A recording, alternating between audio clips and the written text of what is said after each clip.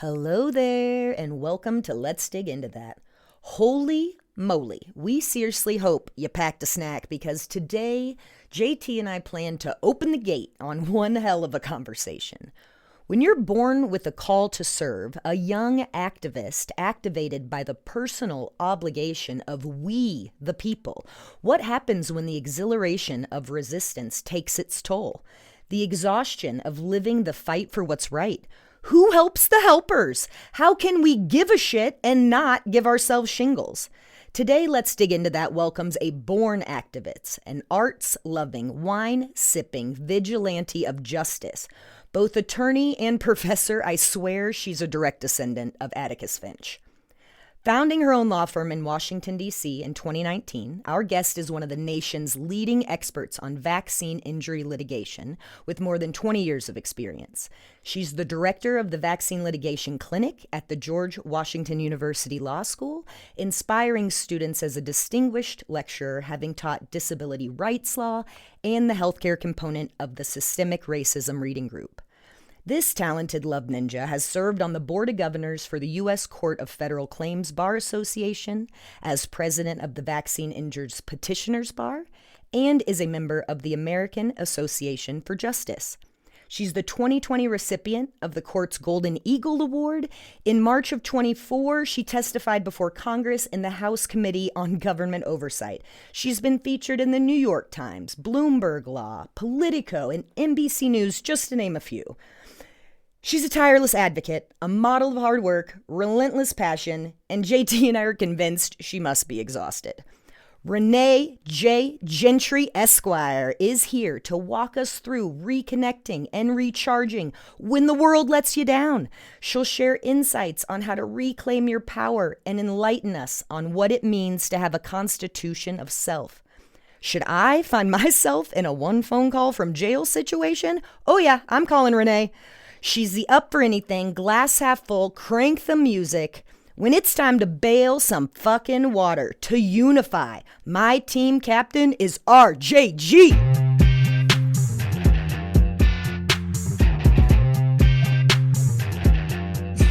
What's up, everybody? Welcome to the Let's Dig Into That podcast. We have an extremely special show for you. Welcome to the show, Renée J. How are you doing today, Renée? I'm doing great. It's so wonderful to have you. I mean, NBC News, Politico, New York Times, now us. Yeah, the lineup. There's got to be. This is going to be much more fun. I guarantee Yes, it. There's got to be some perk to family, right? That's right. That's right. I'm going to claim her. I am fortunate enough to have invited Renée because we are first cousins. That's right. Yes, our badass mamas are sisters. Yes. And I think it's going to be just to set a tone. And I have the opportunity with Renée as a cousin to go back. And my mom recapped a story of picking up young Renée from school. So kindergarten, is that right for you, Renée? Thinking Patty picked I you think up? it's kindergarten, yeah. Okay. And so in my mind, Renée did rock a briefcase and had probably a cute little turtleneck on.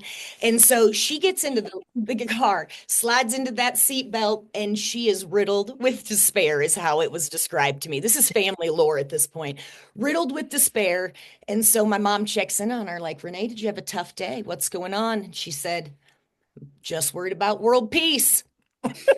And beside herself. And so that is the type of woman that cares that we're with today. I liked the way you worded it in the intro, so I'm going to jump straight into it. She said, activate the activist. I'm curious when you knew you were called to serve. Was it before the age of 5? Right. Yeah. That sounds about right. I mean, certainly I knew from a very early age that I was a big feeler, had all the feelings.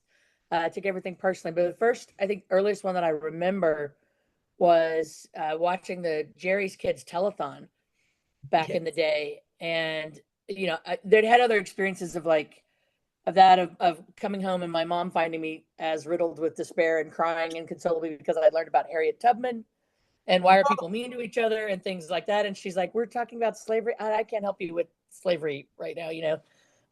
But I was home as a kid. Yeah, I was like 7 and home watching the Jerry's Kids telethon. And my mom was a single mom at the time and working a really hard job. And we didn't have a lot of money, but she walked back into the room and I was on the phone with the telethon pledging $20 and challenging the entire second grade to meet that challenge. And she's like, whoa, we don't have that $20, but we did it. And then she said, there's a way to do that and there's other ways to do that. And then that subsequently led to me apparently, which I had no memory of and was told by another cousin, by my mom, that I had applied for credit cards because I knew my social security number and I had written in, I had the address and she intercepted 2 credit cards. And when she asked me what I was doing, and I said, well, it said you could pay cash or credit card, check or credit card. And you said we don't have cash. So I thought this would be the thing and we could just donate to charity this way. Taking that off your hand. Was like, that is, yeah. She goes, nah, that's not exactly how that works. But yeah, intercepting credit cards. Also, what bank gave a 7-year-old a credit card is what I want to know. But there you go. Couple of them. You had it. Couple of them. Yeah, I was like, oh, I got this figured out. Yeah, we got this. Different time.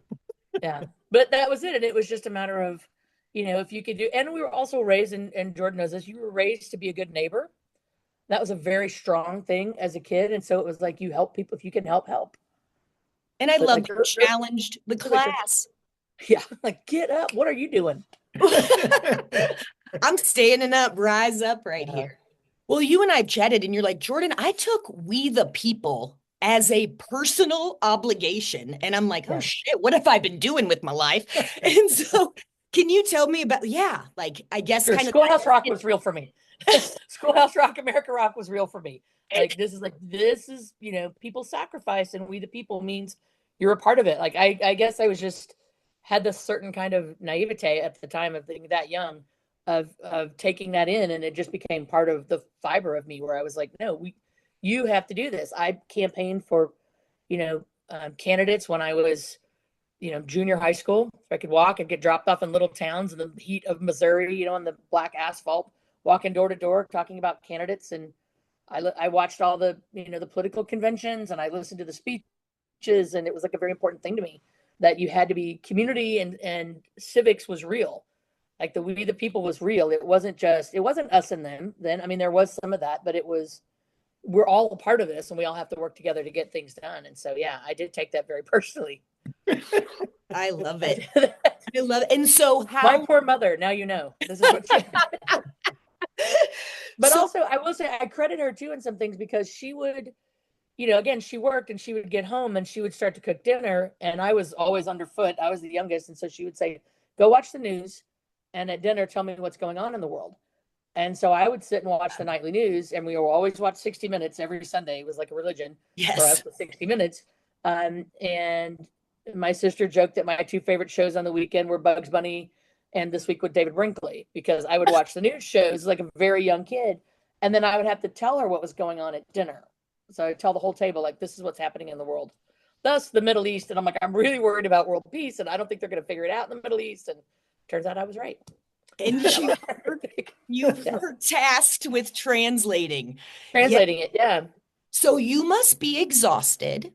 It's a lot. That's a big to carry the world on your shoulders like that. Like for a lifetime. Yeah. For a lifetime. It is. Yeah. And that's what I want to know is like, how do you give a shit and not give yourself shingles? Because you wake up and you're like, oh, world let me down again. Like, where does this motivation, like we see the drive, but I'm like, how do you keep this ship going? I am exhausted a lot. And I think, that's the real of it. I think you have to find your own toolbox, and everybody's different. We talk about, I teach at GW, and one of the things that the students have that I never got when I was in law school, because they didn't talk about it then, was they get training on vicarious trauma. And especially as a lawyer, that when you're constantly surrounded by trauma and you absorb that in, how do you deal with that? And I think you come up with your own toolbox as you go. And as for me, doing acts of service, helping people makes me feel calmer, even though can be exhausting. But there are times when you have to check out. There are times when you need to, as Brene Brown would say, like you got to numb with some TV binge watching, or just check out completely and turn it off. And I think, one of the things, I saw this great analogy that they were talking about on, I think it's on Instagram somewhere, and they were talking about a choral piece, a choral music piece. And have you ever wondered how a choir can sustain a note for that long? And it's because members drop in and out, and they, you drop back, take a breath, and then you can go back into the fight. And I think one of the hardest things when you are that person of what we joke about, Melissa McCarthy, like the fists of justice, when you are that person that's always activated, you feel a guilt when you step back, like I'm not helping right now, and what's going on, and there are people that are worse off than me. But you can't, you have to learn to work around that, and you have to be able to step back and say, I'm just taking a breath right now. And one of the simplest things that we've all heard a million times if you've traveled is there's a reason why they tell you to put your own oxygen mask on first on a plane before you help somebody else. Because if you're not taken care of, you can't take care of anybody else. And even if you want to put your arms around the whole world, sometimes you can't. And so you have to kind of step back. And so I've developed my own toolbox over the years of things that I do. Some of it's very passive. I recently become very enamored with the breathing app on my Apple Watch, where if I have like a stressful meeting that's coming up, just taking a minute in silence, because I like a lot of noise around me. I don't usually like to exist in silence, but taking a minute in silence has allowed me to get through, like status conferences with the court that would be super intense, where I do have a Templeton temper, as we know, like family temper. And it's like, keep that down here. That's powerful. Or some of it be more active. For me, music has always been a motivator. I have playlists because I'm very solidly Gen X, and we are the creator of the mixtape. And we have mixtapes for every mood, like, yeah, like I have, because of the recent election, I have a vigilante shit playlist that is vigilante shit playlist. Taylor Swift song, but as you know, there's a whole lot of Pink on it. There's like things like that, like people that motivate you. I have road trip playlists. I have like playlist, whatever it means, right? Like the bail the fucking water playlist, like things that'll get you when you're like, okay, now I just need. And then I also have one that's like, I need to take a vacation, and I need to step back and not have serious things and not have anything like that. And I need to watch, she said, we need to watch, what is the show? NCIS. I just need to watch Mark Harmon and know that everything's going to be okay. Mark's on it. He's on it. He's got everything. Fine, everybody. I love procedurals. Like I love those moments, or like a Hallmark movie, because you know what's going to happen. Renee, I'm curious, like this civic obligation, like what you're describing and needing to turn off from it. I'm perplexed that you're also a teacher. How can do you have to stymie some of that, like, I need to go get it, and that activist energy when you're teaching? Or is that something that you include in your teaching? It's absolutely something I include in my teaching. And I'm in the clinics. We're in the clinics program, which is what we call social justice lawyering. So, when you're coming into the clinics like that, there's I teach the vaccine injury litigation clinic, but there's a human rights law clinic, there's an immigration clinic, there's a domestic violence clinic, access to justice clinic, all of these things.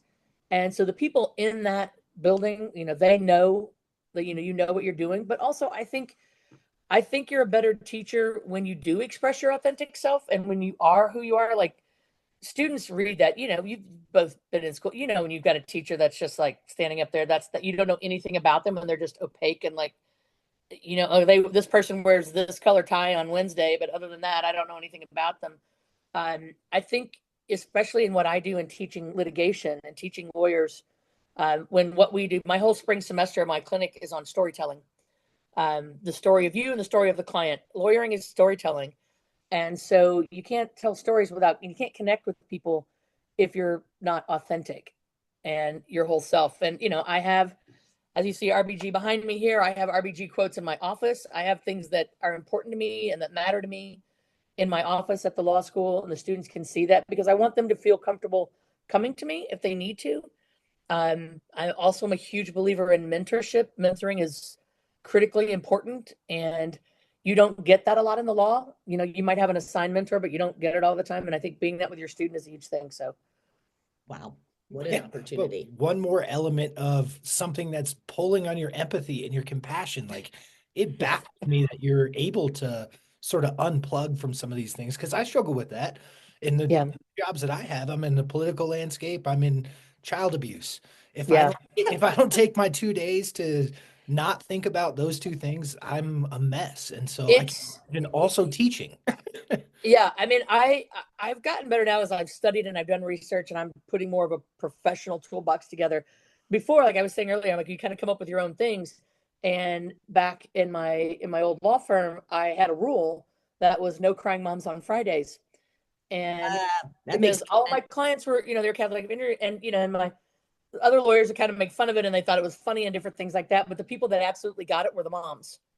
And I'm Vicarious like, you trauma. need vicarious trauma. And I was like, I need 2 days to disconnect from you because if I'm crying all weekend, I'm not going to be able to recharge.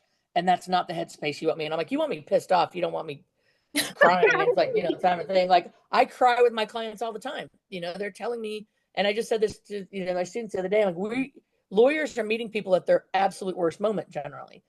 And so it's a lot. It's why our profession has one of the highest rates of suicide and alcoholism. It's why, all these things. So you've got to take care of yourself. And the profession's finally coming around to deal with that. But I will say I like the weight of the responsibility. I like that. And I've enjoyed that. I enjoy that part of it. And JT, I know you work with kids. When you have a moment where that kid feels seen and it's because of you, and it's like the light shines on someone for the first time, it's incredible. And I just got a great email from a student this week that got a job that I had recommended her for. And it was like this amazing email. And I was like, that's going off. And, one of the things I do, print that off, put it in a folder. When you're having a bad day, you can look this up and you can see, I had this stuff all over my desk at my other office that said, and I have them still in a folder, things like you are that get, just little comments from colleagues or from clients that can change everything. And, I do look at my evaluations at the end after the grades come in to see what the students say. And I take a lot of pride in the fact that people will frequently say my clinic was their favorite part of law school. I'm actually doing that. So like, I enjoy that. Like, that's a great thing. That'll give you another 3 weeks of juice right there. The weight and the magnitude. That's better than any coffee. Why you do what you do. Yeah. It's huge. Yeah. Because you're also activating new activists, right? Yeah. You're doing that. And one of the things that I always say to the students is you're going to have to determine what kind of lawyer you want to be. And they're all different kinds of lawyers. And there are all different ways to do it. And there's no one way. But I'm like, but while you're practicing under my name in this clinic, you'll be the kind of lawyer I want you to be. And that means you're going to be professional on time and all that, but also empathetic to your client. You're going to be understanding. You're going to think critically. You're going to look beyond this step of what's happening right here and anticipate and things like that. And learn that you can also help your clients outside of just being in court. That's why we lobby on Capitol Hill. That's why we try to improve the program that our clients are seeking access in, stuff. So, but yeah, you get a lot of juice from that. A lot of juice. Absolutely. And so you have this very public self and this professor behind the podium self. And you touched on it earlier, but you're like, yes, is there a difference? I'm curious about with the private RJG in those hours. And you touched on like the guilt of being able to completely know the world's going to keep on spinning and completely unplug. And so that's probably a much larger conversation because I'm like, that's true. I spend most of my time going, I shoulda, coulda, woulda. Well, again, different language, same question. When you're civic duty versus your unplugged time, when do you feel you're most authentic? I anticipated this question, and it's so funny. I think I'm the same person in private and in public. I think I have to be a little bit more careful, circumspect in how I speak in public because as a lawyer, I have, one of the things that, I talk to people about is like, I've taken an oath to uphold the Constitution. Not every citizen does that. A lot that serve and different things like that, but I've taken an oath to uphold the Constitution, and that oath doesn't just stop when I walk out of a courtroom. Like if I'm sitting in a restaurant, if I'm on a beach, if I'm with somebody and I know I'm a lawyer all the time. And I think lawyers are very public citizens. But I would like to think that I'm the same person. in the realms. I'm more careful with what I say because people give my words more weight as a lawyer than they do as me. People that don't know me, I would say, give that more weight, and I can inadvertently sway people in a way that I have to be careful about. But I mean, I'm the same person. I lawyer the same way that I friend, I guess, if that makes sense, which is, like it's a lot of listening and a lot of like advising and like trying to give the best advice when you don't know. And also saying, I don't know. I don't know the answer to that. And not being afraid of saying, I don't know the answer to that. I think a lot of lawyers get very afraid of that. You're supposed to know everything. I'm like, well, there's no way to know everything. Right. And so I think that's one of the things that we've lost the ability to do in this country is to say, I don't know. But I'll look and I'll find something out for you. Because we want such instantaneous results and everything like that. But yeah, I mean, I think I'm the same person. I'll say might Yeah. talk louder. I might talk louder as a lawyer. I don't know. I don't know if that's true. That's true. I talk pretty loud privately too. That question was based in just knowing you, because when I see you at the holidays and things like that, you can talk music with the best of them. You can talk My Motown mama. You can talk wine with the best of them now, which is really awesome. But I haven't ever had a conversation with you in the capacity of your professional life, and being able to see you comfortable in a situation like that and then see you balls to the wall, ready to go. It's you do a great job of it, and I wanted to make sure we emphasize that. So thank you. I will say I think I get a little bit more, I can be a little bit more intense in my professional. I walked in to meet a friend for happy hour and I'd come straight from court, so I was wearing a suit, and it was like my Johnny Cash, like all black suits, and I walked in and I was like, I'll have a glass of this and I'll have this, and I was still very much in a owned it. Just sitting there quietly, and I was like, what? He goes, I've never seen you like that. Like, I don't know. Coming in hot. Don't make me be a lawyer, dude. You won't like me as a lawyer. Like that's the thing. Well, yeah, you testified before Congress less than a year ago. Like that's it's a big stinking deal. Yeah. It was cool. It was cool.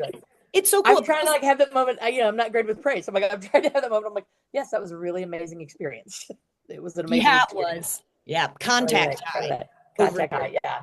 But it seems like it was a great experience for my students too. And they got to be there and they got to be on the front row of behind me. So that was a really amazing thing. Yeah. That's cool. So cool. Yeah. It does seem like this. I feel like maybe this is a stretch, but you have like a constitution of self. You were like, this is the authentic Ray, and this is how I'm able to maintain this freaking hat all the time and be consistently of service and taking care of myself at the same time. Yeah. Is that fair to say? You have kind of a, I mean, I think so. I think you can do that. And I I don't want it to seem like I'm like, I'm always on like this thing. No, there are times when I'm like, you know what? I don't have it today.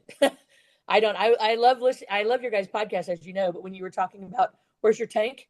How's your tank when you're how's your tank read today? How's your tank read today? And there are days when I'm like, no, I can't do that. I'm not going to take this phone call. I'm not going to accept this client. I'm not going to do these things because that's not in my, the phrase that we use, that's not, I don't have the bandwidth for that right now. Right. And it's hard for me as somebody that is that, you've got a client calling in that has a severely injured child. And my heart is just like, yes, let me wrap you in my arms and fix it for you and help you. But in reality, I've learned now, and as I've matured and gotten older and in my 50s, I can say, you know what? I don't have the time. I won't be the best person to help you because I can't do everything that you need me to do right now. So let me get you with another attorney who's going to be amazing for you and take care of you the way you should be taken care of. And that is something that I think is a skill that you have to learn. It took time, and no joke, the shingles will do that to you. Stress and put you down for 2 weeks. Yeah. No kidding. And this is, speaking of, thank you for being such a generous, amazing listener, but this is the cousin with the smile meditation in the morning. And it makes so much sense now thinking about, like, I'm going to be the empathy wagon and take in so much during the day. Yes. But you are the embodiment of the love ninja rage pirate. We're looking for That's true. I'm writing that in my constitution. I will spin right up into the rage, and that's more frequently these days. But yeah, I'll spin right up into that, and people are like, "You're up here. I'm gonna need you back down here." Again, because you're more effective when you're not in that. But sometimes you just have to vent, and not it's not all the same. I don't want to say like every time I get stressed, I'm like, I'm gonna take a minute. and I'm going to meditate and everything's going to be great. No, there are times when, I mean, I took up fencing to stab people legally. Like it was, you have to vent some stuff. Like I will go to the driving range and beat the hell out of a bucket of golf balls, picturing somebody's face. Like Awesome there's self-care. whatever works for you. Yeah. Like whatever Awesome works for you in that self-care. moment. There's no one way. I think there's certainly no one way to deal with the kind of the resistance exhaustion, like of everything. And just stepping away from social media. But one thing that I have been learning recently is like, and I really coming into it, is connecting with people in the real world. There's a difference. Is making a comeback. Like it's connecting people in the real world. As one woman I heard in another podcast said, we're going to change the world one crochet circle at a time. And just like just go out, but like connect with people. Like I know my next wine class is going to be in person. So I'm like, I want to go and I want to talk about things. I took up woodworking at one point because you can't think about anything else when you're doing that. My mind will always go back to my office because you'll lose a finger. Like you have to be like focused when you're using power tools. Fencing was the same way. You can't be thinking about other things. Having a personal trainer when you're just giving up control is actually one of the hardest things for me to do, but it's also one of the best things for me to do because if I can just shut my brain off and have somebody just tell me, do 20 push-ups, do 100 crunches, do this, and that's all that you're doing.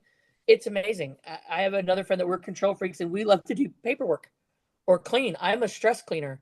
I will clean my house just because it's mindless, simple. Just my roommate in law school would come home and I had everything out of the refrigerator, including the drawers and the shelves. And she was like, bad day?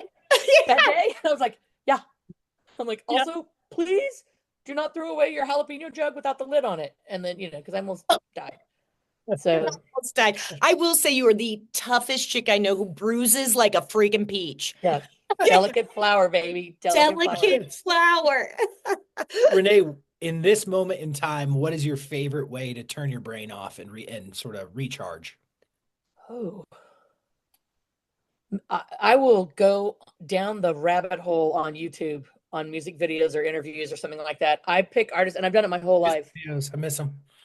I'll pick an artist and I'll go down and I'll be like, and I will watch like every single video. I watch interviews. I love knowing the behind the scenes things. I've always loved that. So I'll do that.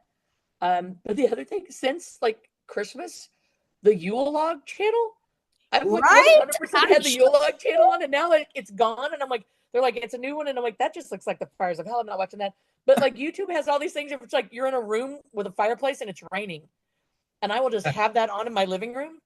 And I'm reading, and I'm trying to get back to things like that where it's not all, because I can just like anybody else, and like where people are texting me, oh my God, this happened, we just had the plane crash here in DC. Yeah. All this stuff coming in, and you want to be open to that, but at the same time, you're like, nope, I would just like to listen to it rain for 3 hours, which I did the other night. And not get wet. There's rain for 3 hours and not get wet, and I'm not cold. And there's something about that contrast of looking at even a fake fireplace and it's raining outside. Like one of my favorite things to do my entire life has been listening to reggae music when it's snowing.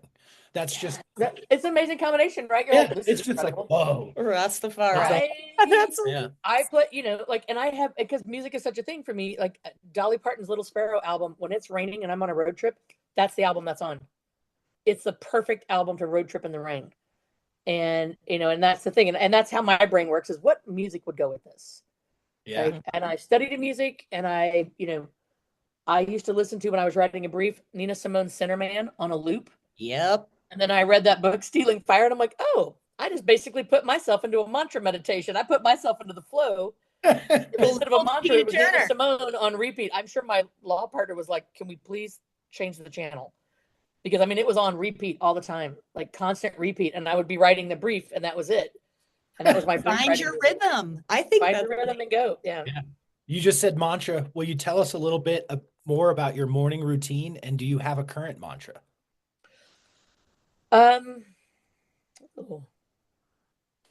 My morning routine. So I get up. I do the smile meditation. That's where you're still in bed. Smile for 10 minutes and stretch.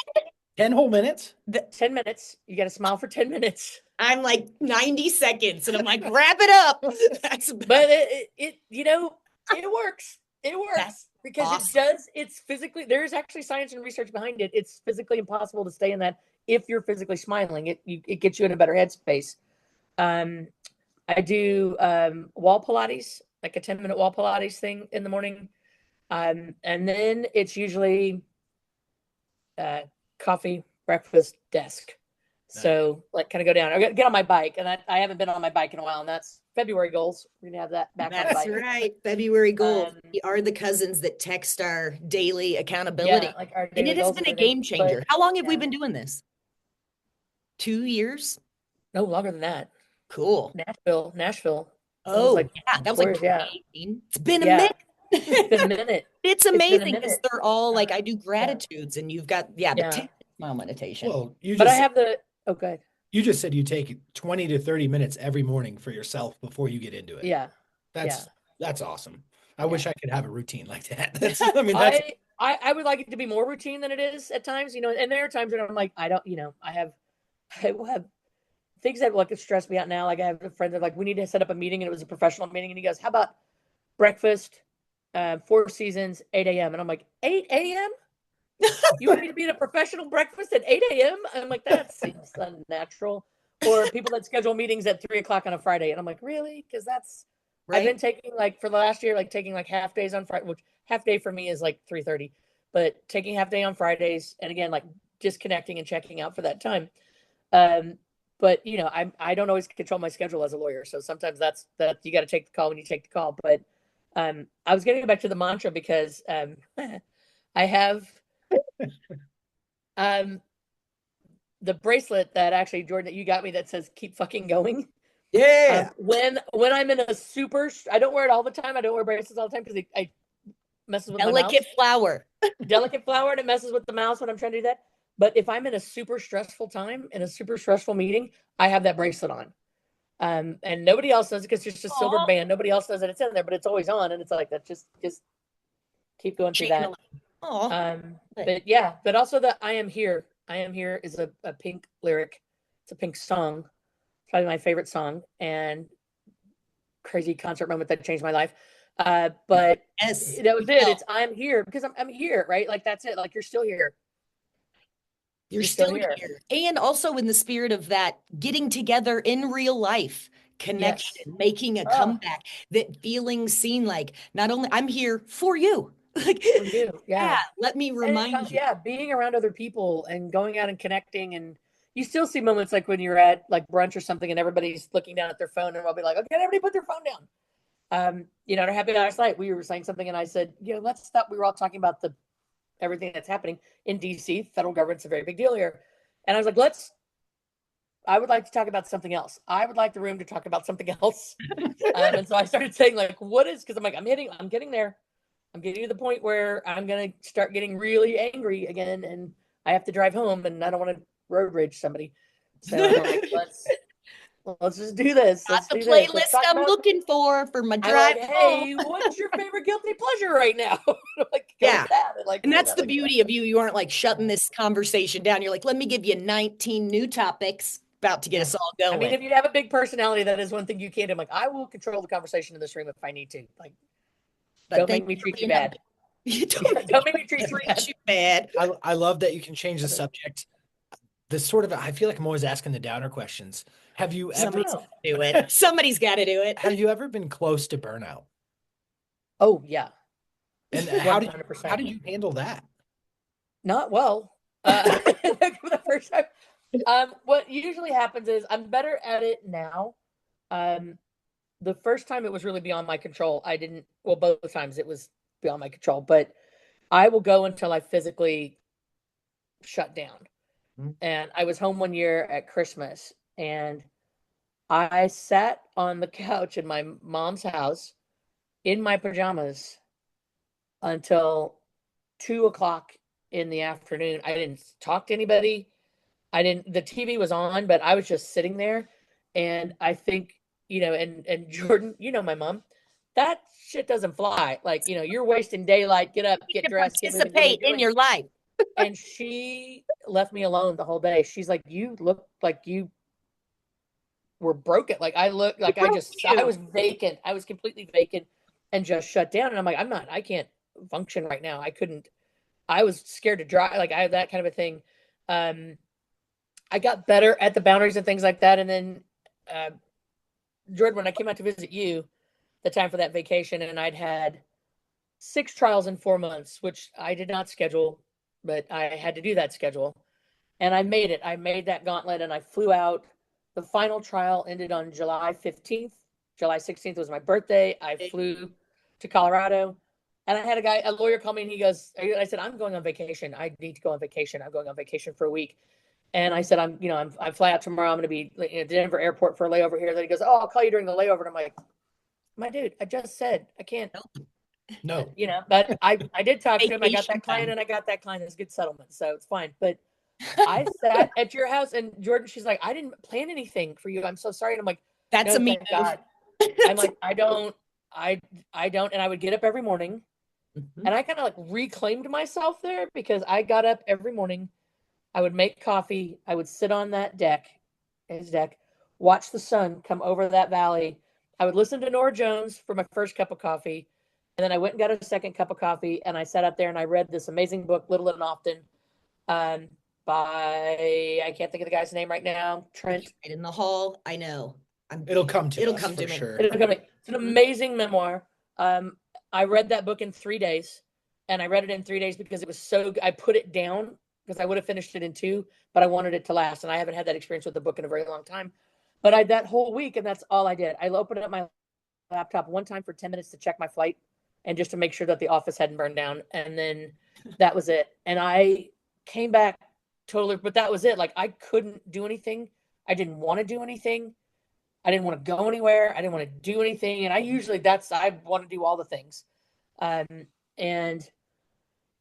And I got back and I thought, man, I survived that. That's so amazing. Like, I did that. I was so great. And 2 weeks later, I got shingles. And then I'm like, what the hell? What happened? And she's like, well, I said, I made it. I got the vacation. And she said, sometimes your body, when it finally lets down, that's when it hits you. And I was like, I was driving back to a doctor's appointment on that. And it was the Alabama Shakes. I see music is always in my head. Alabama Shakes song. And the lyric was, I don't want to work myself to death. And I burst into tears in the car. And I was like, I don't want to work myself to death anymore. I don't want that. And since that time, and it was already pandemic, so we were already isolated. And then to be what felt like you had the plague and further isolated for 2 weeks. I mean, I was horizontal for 2 weeks. It's the first time I'd ever lost that much work, time at work, ever in my life. And so now I am controlling my schedule. And I'm like, no. And it's also because you have these moments of when you are high achieving and you like that feeling. I'm motivated by sparkly things. Like, I want another line on my CV. I want, all the different things that I'm now saying to myself. I'm like, who are you trying to impress by doing this? Like, you could teach another class and do this, but it will kill you. Right. And so, and for what? For something on your resume? Well, who are you interviewing with?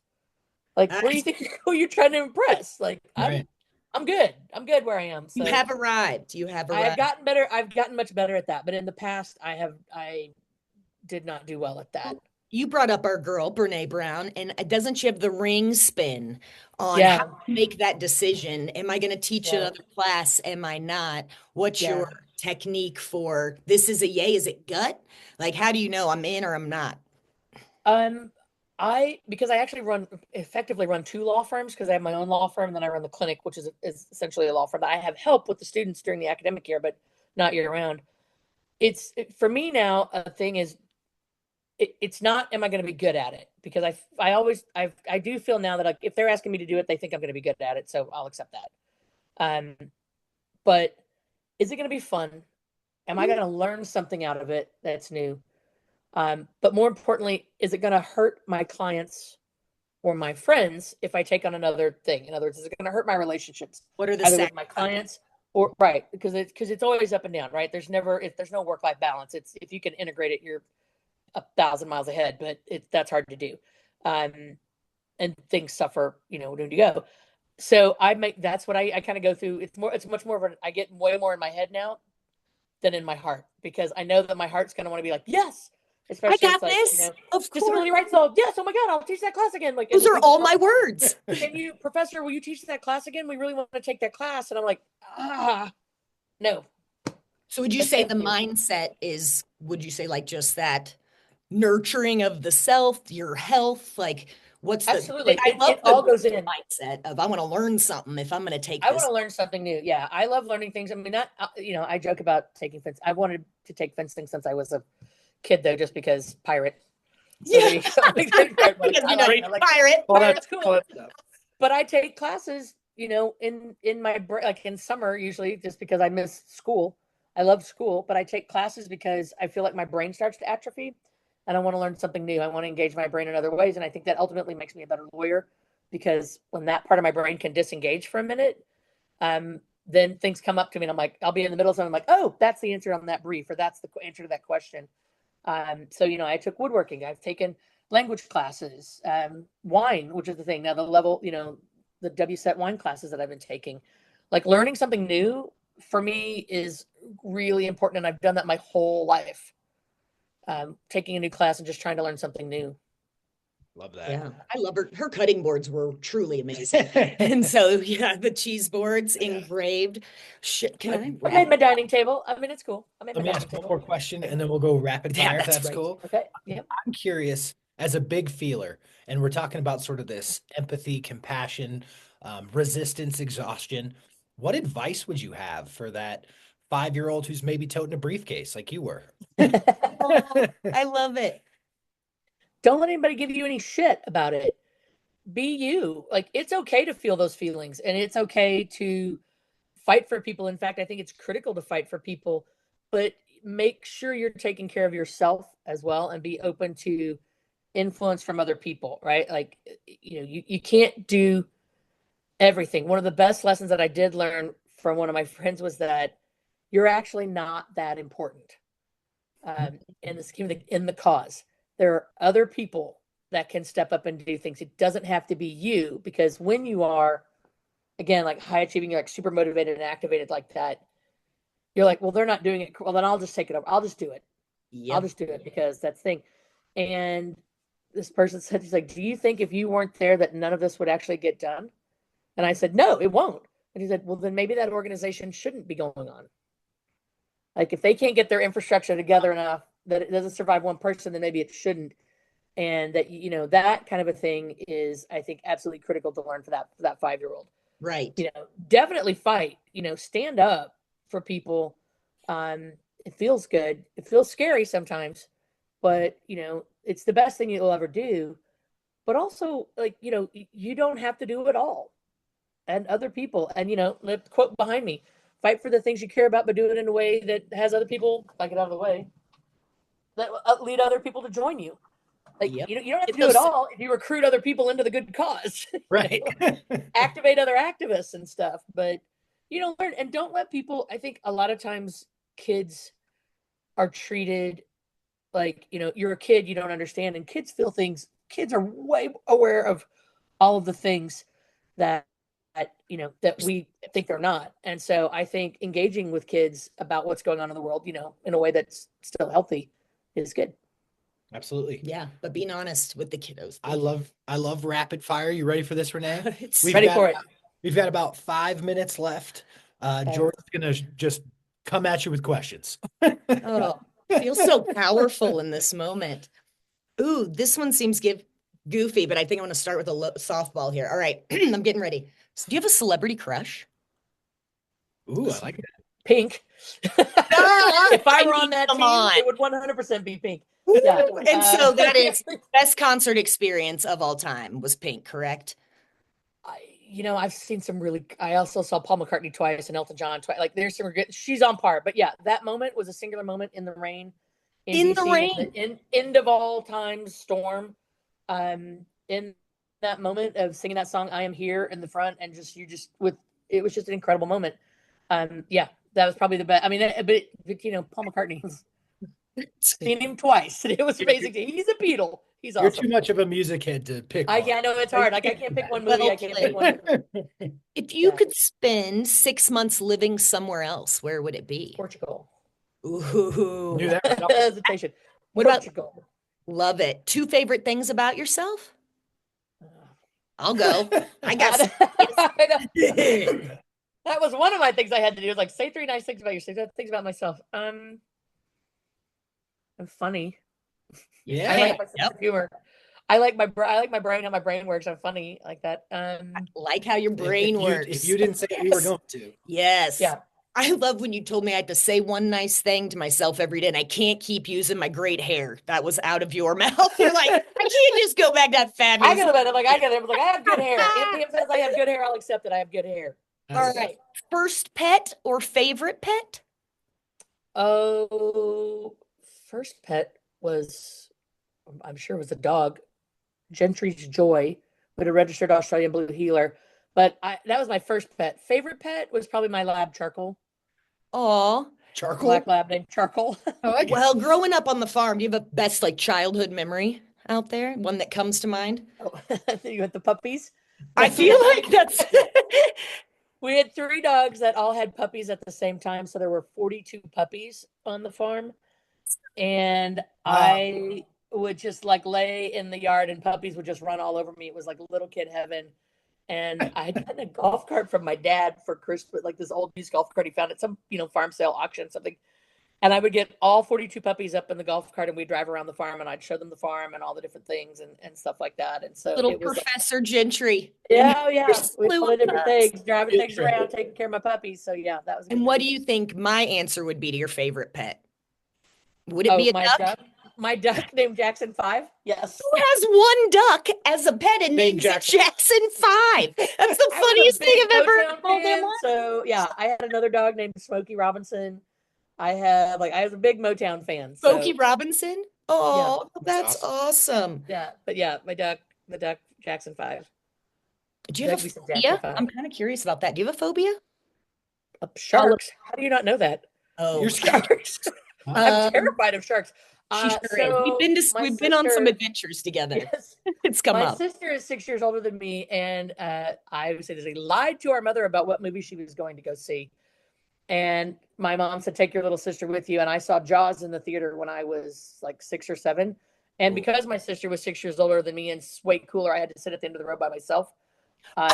So I was absolutely terrified of sharks. And I'm like, we grew up in Missouri, landlocked, but I'm like, sharks. I stopped taking baths. I was like, I'll take a shower. That's no problem. I wouldn't go swimming. I wouldn't do any. But again, the nerd in me fully kicked in, and I started learning everything about sharks. And I would say that I'm in fact a shark conservationist now. I just merely yield the ocean to them. I have not. I will to this day. Their domain. I was professional courtesy, right? Sharks. I would go into my knee, and that's it, because most shark attacks occur in 3 feet of water. I was a nerd kid, and if I was scared of something, I was going to learn everything about it. That's so cool. I learned about snakes. Yeah. I learned about sharks. Yeah.